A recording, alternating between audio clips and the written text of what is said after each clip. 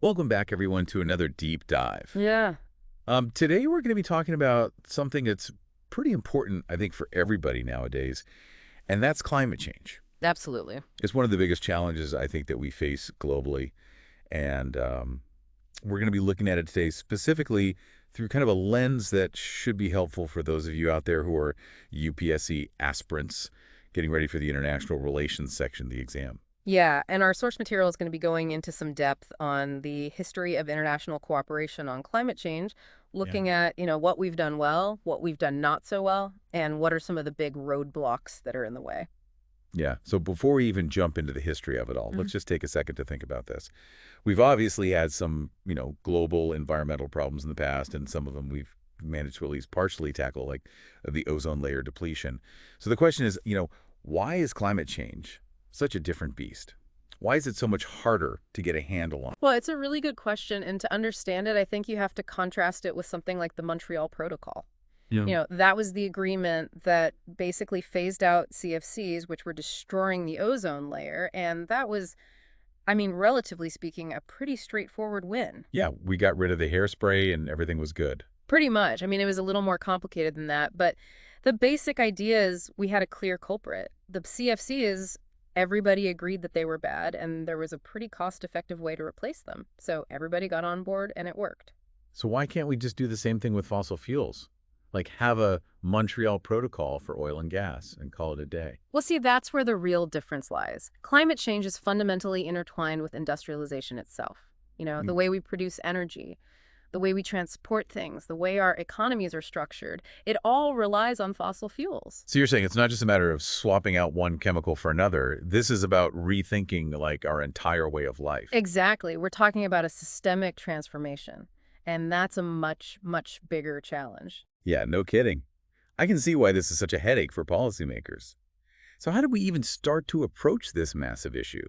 Where did the whole international cooperation thing begin? Well, the Rio Earth Summit back in 1992 is a good place to start, I think. That's when climate change really took center stage as a global concern. Rio 92, right? I Okay. remember learning about that. It was a Did big you? deal. Wasn't that where they came up with that common but differentiated responsibilities idea? Yeah, that's right. They established the United Nations Framework Convention on Climate Change, the Yeah. UNFCCC, and that was really like the foundation for all the international cooperation that came after. UNFCCC. Got it. Yeah. Okay, and this whole common but differentiated responsibilities thing, can you just break that down for us? What does it actually mean in practice? Sure. So basically, it acknowledges that every country has a responsibility to address climate change, but it also recognizes that some countries have contributed more to the problem historically. The developed world industrialized earlier, so it emitted more greenhouse gases over time. Right, so they're kind of the bigger culprits in a way. In a sense, yes. So the idea is that developed nations should take the lead in reducing emissions. Okay,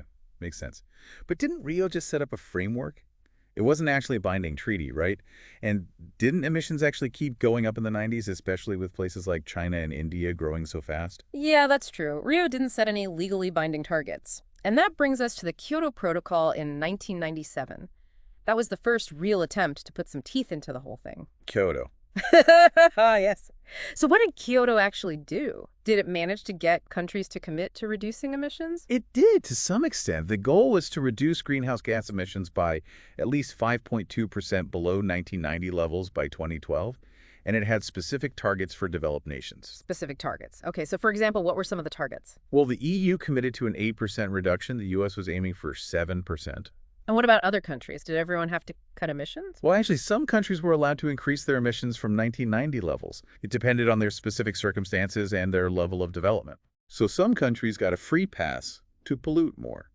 Doesn't that seem kind of counterproductive? It might seem that way, but the idea was to create a system that was fair and took into account the different starting points of various countries. I guess that makes sense in a way. But how did they deal with those who had to make cuts? Was it just like, okay, you figure it out? Or was there some kind of mechanism to help them? Well, that's where the whole concept of carbon trading came in. Kyoto introduced these flexibility mechanisms, and carbon trading was the most well-known one. Carbon trading. Now, there's a term that gets thrown around a lot. Basically, it's like buying and selling pollution permits, right? Yeah, you could put it that way. The idea is that countries that could reduce emissions more cheaply could sell their surplus allowances to those who were finding it more expensive. So it's like a market-based approach to saving the planet. Sounds kind of weird when you put it like that. It was a pretty novel idea at the time, and it was supposed to make the whole process more efficient and encourage investment in cleaner technologies. So did it work? Did this carbon trading scheme actually help to reduce emissions? Well, that's a debate that's still going on today. There were definitely some successes, but there were also a lot of criticisms. Like what? Well, some people argued that it created loopholes and allowed some countries to avoid making real reductions. They could just buy their way out of the problem. So potentially a bit of a cop-out. It's definitely a complex issue. And of course, we can't forget about the big elephant in the room. The U.S. never even ratified the Kyoto Protocol. It's right. The U.S. was out. Now, this is a pretty important point, especially for our UPSC folks out there. Yeah. Why did the U.S. back out of Kyoto? I mean, they were involved in the negotiations, weren't they? Yeah, they were. But there were a lot of concerns in the U.S. at the time about the potential economic impacts of mandatory emissions cuts. So basically, they were worried about hurting their businesses and their economy. Yeah, essentially. They also weren't happy that developing countries like China and India didn't have binding targets. You know, their emissions were skyrocketing at the time. So a classic case of economic interests clashing with environmental concerns. It seems like that's a recurring theme in this whole climate change story. Yeah, it definitely is. And it's a tension that has made international cooperation incredibly difficult. No kidding. So where do we go from here? Kyoto wasn't perfect. The U.S. bailed out. What happened next? Well, the story doesn't end there. Stay tuned because we'll be diving into the post-Kyoto era in the next part of our dip dive. We'll see how things evolved and what new challenges emerged. All right, folks, make sure to come back for part 2, where we'll unpack all of that. And in the meantime, don't forget to hit that like button and subscribe to our channel for more deep dives into the world's most pressing issues. So we left off with Kyoto kind of sputtering out a bit. You know, the U.S. never signed on, and there were some issues with how effective it really was.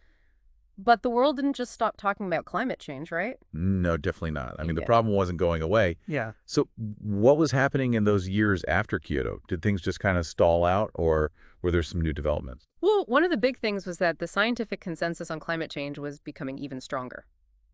The IPCC, the Intergovernmental Panel on Climate Change, was putting out these major reports that were basically saying, look, this is real, this is serious, and we need to act. So the science was getting more and more solid. Exactly. Yeah. And that had a big impact on public opinion, too. People were starting to see the effects of climate change more and more, you know, extreme weather events, rising sea levels, things like that.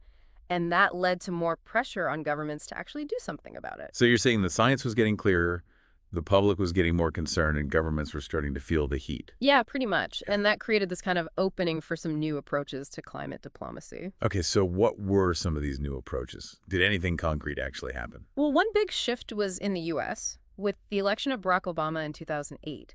There was this renewed hope that America would take a leadership role on climate change. Obama, yeah, he was pretty big on climate action, wasn't He was. And his administration made it clear that they were ready to re-engage in international negotiations and push for more ambitious emissions cuts. he? So this was a big deal, right? I mean, the U.S. had basically been on the sidelines for a while. It was a significant shift. And it had a ripple effect on other countries, too. Even China, which was still heavily reliant on coal for its economic growth, started to acknowledge the environmental costs of its development model. That's interesting. I mean, China was often seen as kind of a roadblock in climate negotiations. Yeah, but even they were starting to experience the impacts of climate change. You know, things like air pollution in their cities, shrinking glaciers, water shortages. So they were kind of feeling the pressure from both inside and outside. Right. And that led to this sense that maybe this time things would be different. Maybe we could actually get a strong global agreement. So all eyes were on Copenhagen in 2009. Was this finally the moment when everything came together? Well, unfortunately, no. Copenhagen was a huge disappointment. Really? What happened? Did the negotiations just fall apart? Pretty much. There were still deep divisions between developed and developing countries about who should do what and who should pay for it. So that same old tension between economic growth and environmental protection. Exactly. Developed countries wanted emerging economies like China and India to take on more responsibility, while developing countries argued that they needed help with financing and technology. It's a tough situation. Yeah. But you can see both sides of the argument. Yeah, it's a real dilemma. And ultimately, Copenhagen failed to bridge that divide. So another missed opportunity. Sounds like a pretty frustrating time. It was. But even though Copenhagen was a failure, it did highlight something important. It showed that action on climate change wasn't just going to come from governments. What do you mean? Well, there was this growing realization that non-state actors were going to play a bigger and bigger role. Non-state actors. So you're talking about like cities, businesses, NGOs, things like that. Exactly. Hmm. They were starting to step up and take action on their own, setting their own targets, investing in clean technologies, pushing for change at the local level. So a kind of bottom-up approach instead of waiting for governments to get their act together. Right. And that's become a really important trend in climate action. So even though Copenhagen was a setback, there was still this sense of momentum building in other ways. Yeah, definitely. And that's something we'll explore more in the next part of our deep dive. We'll look at how things have evolved since Copenhagen and what some of the key challenges and opportunities are moving forward. And we're back for the final part of our deep dive into this whole climate change saga. We've talked about the history of international cooperation, the ups and downs of various agreements. It's been quite a journey, hasn't it? It has. I mean, it really shows you just how complex this issue is and how much it's evolved over time. Yeah, no kidding. Yeah. So I wanted to pick up on something we touched on earlier, this idea of adaptation. Right. Adaptation is about adjusting to the impacts of climate change that are already happening or that are pretty much unavoidable at this point. Yeah, so it's not just about preventing climate change anymore. It's also about learning to live with it. Exactly. It's about building resilience, protecting communities, and minimizing the negative consequences of a changing climate. Things like building seawalls, relocating coastal settlements, developing drought-resistant crops. Right, exactly. And for those of you out there who are preparing for the UPSC exams, this is a really important concept to understand. Adaptation is often overshadowed by the focus on mitigation, reducing emissions, but it's becoming increasingly crucial. So let's say you're advising a country on its climate strategy. Yeah. How do you balance investing in mitigation versus adaptation, especially for developing nations that have limited resources? That's a really tough question, and there's no easy answer. It depends on a lot of factors, the specific vulnerabilities of that country, their economic situation, their capacity to implement different measures. Right, because for a lot of developing countries, their immediate priorities are things like poverty alleviation and economic development. It's hard to convince them to put scarce resources towards a long-term problem like climate change. It is, but the argument you have to make is that climate change is a threat to development itself. It can exacerbate existing problems like poverty and inequality. It can disrupt economic activity. It can lead to instability and conflict. So it's not just an environmental issue. It's a development issue, a security issue, a human rights issue. Absolutely. It's all interconnected. And that's why adaptation is so important. It's about protecting the development gains that have already been made and ensuring a more sustainable and equitable future for everyone. Okay, so let's say you've convinced a country to invest in adaptation. How do you even decide what to prioritize? Do you build seawalls or do you invest in drought-resistant crops? I mean, there's so many different options. Yeah, that's where things get really tricky. You have to look at the specific risks and vulnerabilities of that particular place. What are the biggest threats they face? What are their existing capacities and resources? What are the potential costs and benefits of different adaptation measures? So it's about tailoring solutions to the local context. Exactly. It's not a one-size-fits-all approach. And it's not just about technical solutions either, right? Yeah. There's also a social and political dimension to all of this. Absolutely. You need to involve communities in the decision-making process. You need to address issues of equity and justice. You need to make sure that the most vulnerable people are protected. It's a massive undertaking. It really is. And I think it highlights the fact that climate change is not just an environmental problem. It's a societal problem, a political problem, an ethical problem. It's a challenge that touches on every aspect of our lives. And it's going to require all of us to step up and do our part. Well said. So as we wrap up this deep dive, I just want to say thank you to everyone for listening. We've covered a lot of ground today, from the early days of international cooperation to the complexities of adaptation and everything in between. It's been a great conversation, and I hope it's given you all a better understanding of this crucial issue. Whether you're a UPSC aspirant getting ready for your exams, or just someone who's interested in learning more about climate change, I encourage you to keep digging deeper. Keep asking questions and keep engaging in this important debate. Because ultimately, this is an issue that affects us all, and finding solutions is going to require a collective effort from governments, businesses, communities, and individuals. And on that note, we'll bring this deep dive to a close. Thanks again for joining us.